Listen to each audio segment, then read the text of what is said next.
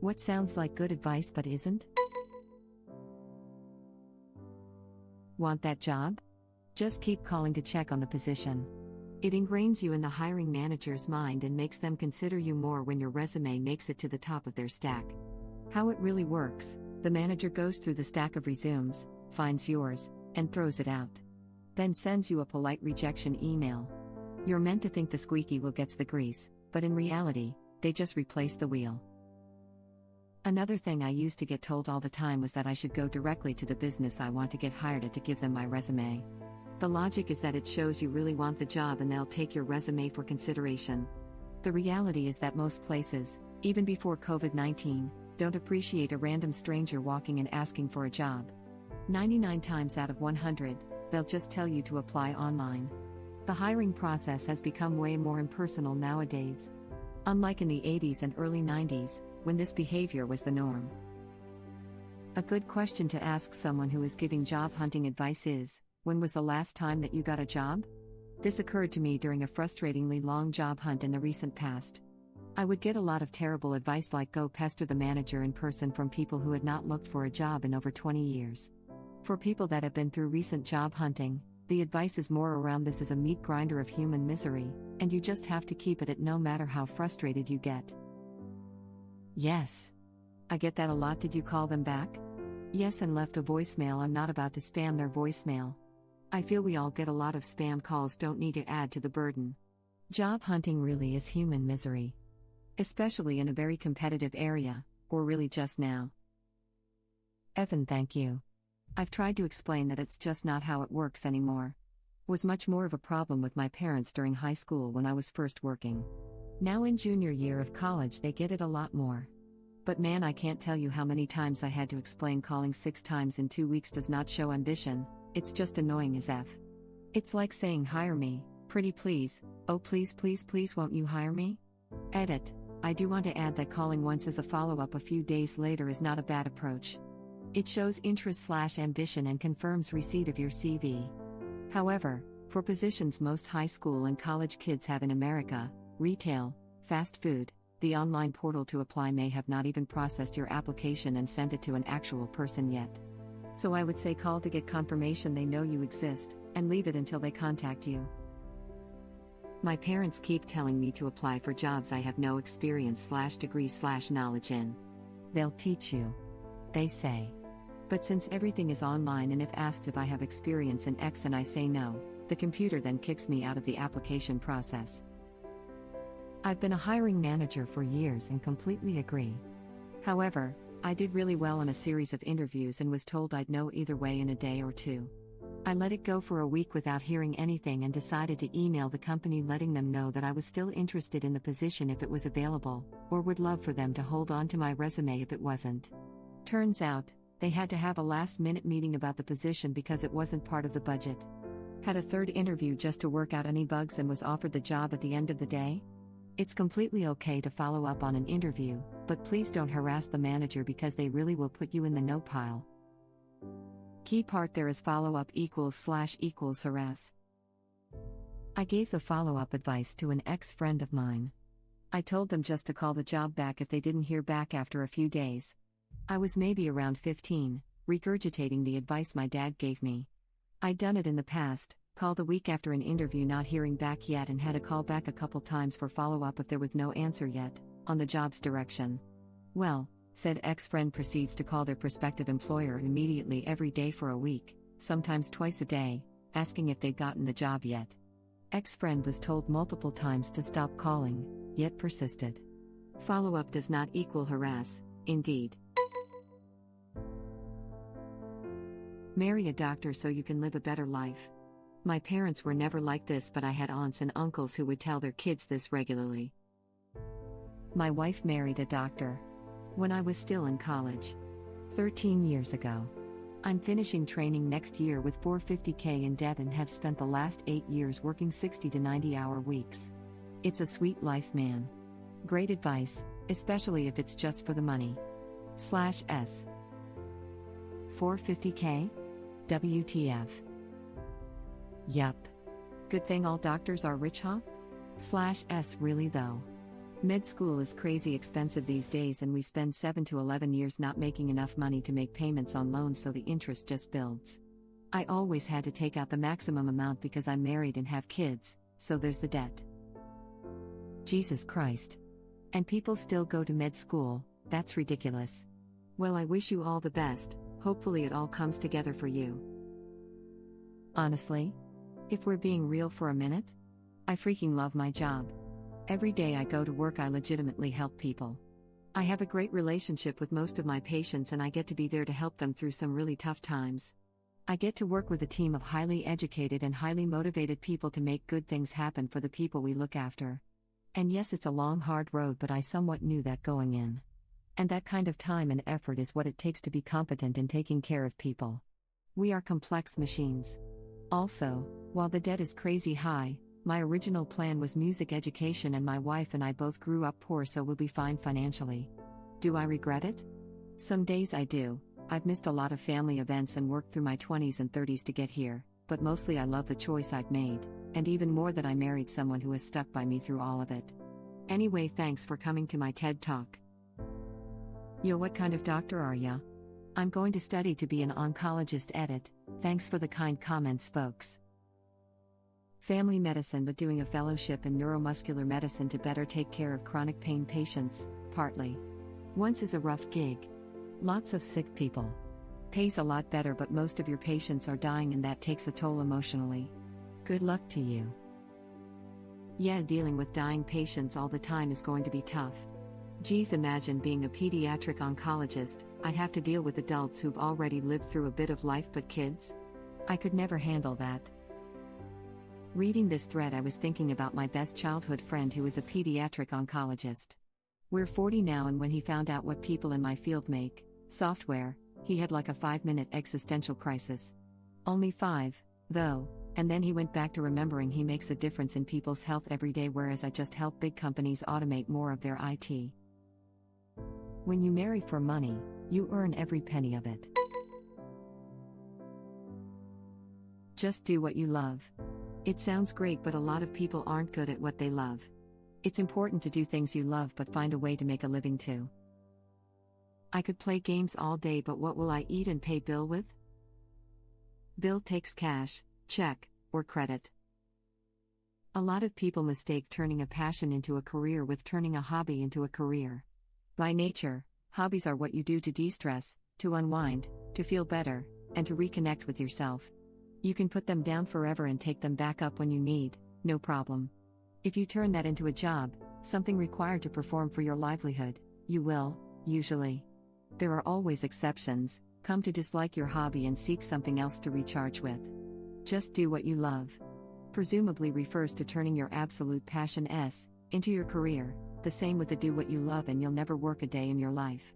The biggest issue for a lot of people, and for a lot of different reasons, is that they either don't have a driving passion, don't know what it is yet, or there isn't a market for it, which can change, and which you can even possibly pioneer yourself.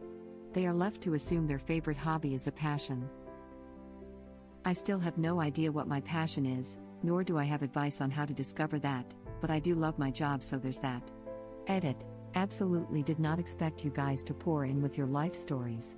Keep sending them. If all you have is one extra upvote, then know that I read and appreciated it. Edit 2. This struck me, so I'm adding it.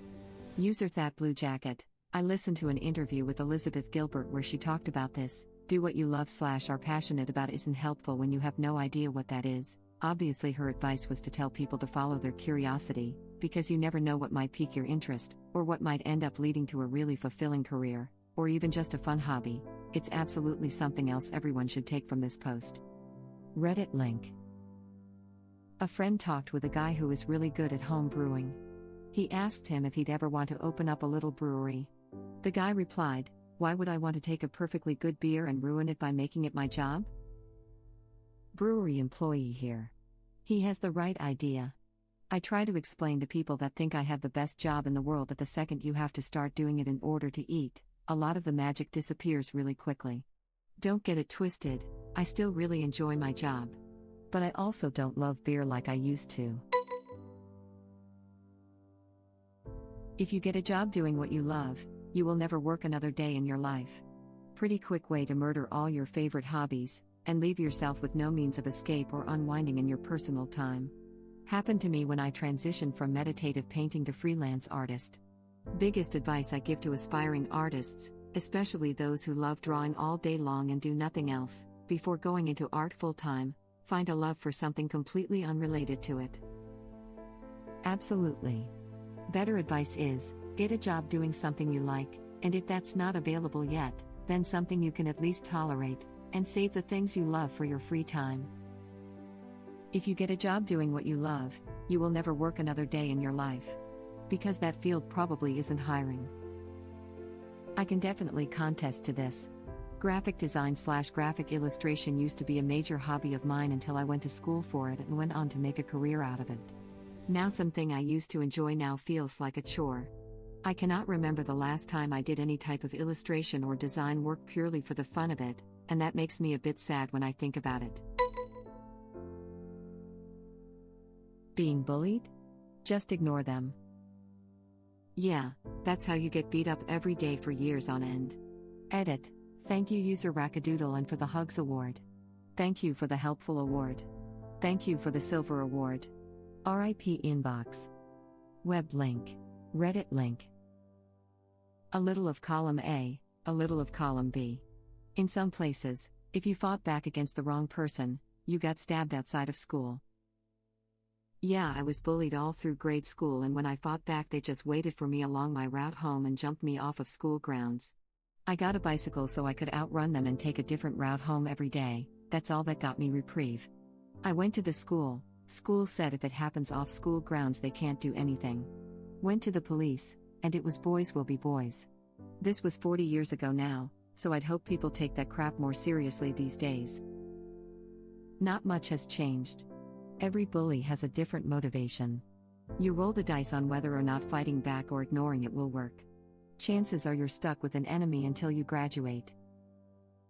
Or at the very least ostracized or thought of as weak. It's good advice to like kindergarteners. Web link. There's clearly a cutoff age for that advice. Same with he's being mean to you because he likes you. Emo, there's never an appropriate age for that.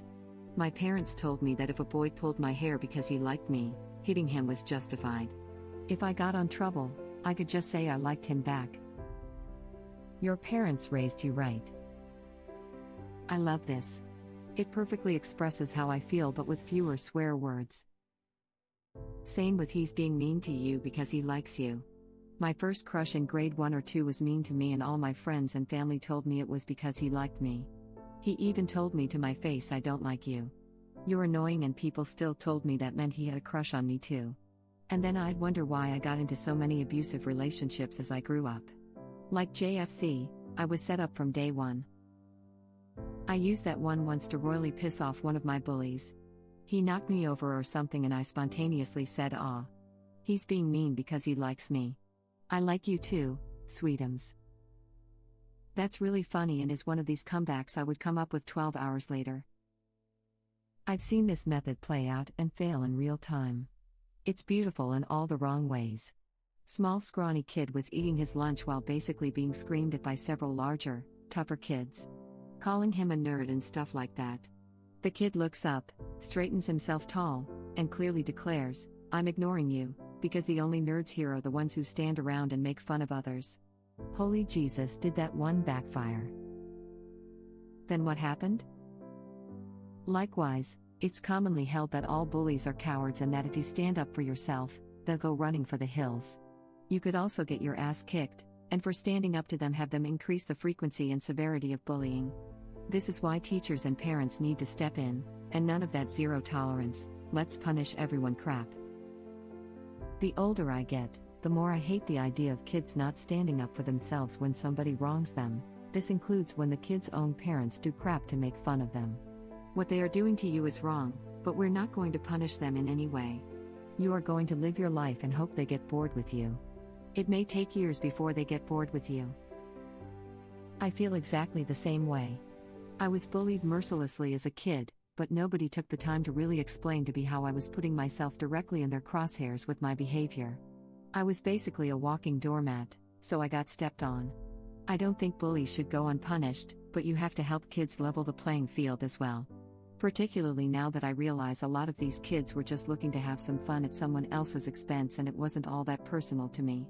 With a lot of them, if I had been able to laugh along with them and give as good as I got, they might not have just moved on, but we might have been friendlier. Just be yourself.